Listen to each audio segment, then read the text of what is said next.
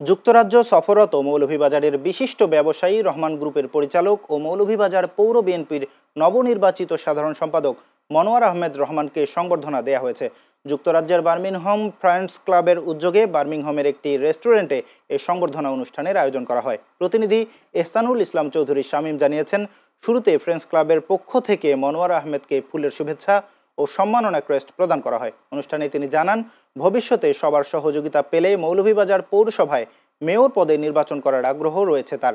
Friends ক্লাবের সাধারণ সম্পাদক আব্দুর রব চৌধুরী সুমনের সভাপতিত্বে এবং ওয়েলস স্পোর্টিং ক্লাবের সাধারণ সম্পাদক আব্দুল হামিদের সঞ্চালনায় অনুষ্ঠানে বক্তব্য রাখেন বিয়ন্ড টিভি ইউকের head of programs Riyad Ahad, Birmingham Bangla press ক্লাবের সাধারণ সম্পাদক জয়নাল ইসলাম, আই1 টিভি ইউকের প্রতিনিধি লোকমান হোসেন কাজী সহ অনেকেই। সংবর্ধনা শেষে অসুস্থ বিভিন্ন জনের রোগমুক্তি কামনায় বিশেষ দোয়া মাহফিল অনুষ্ঠিত হয়।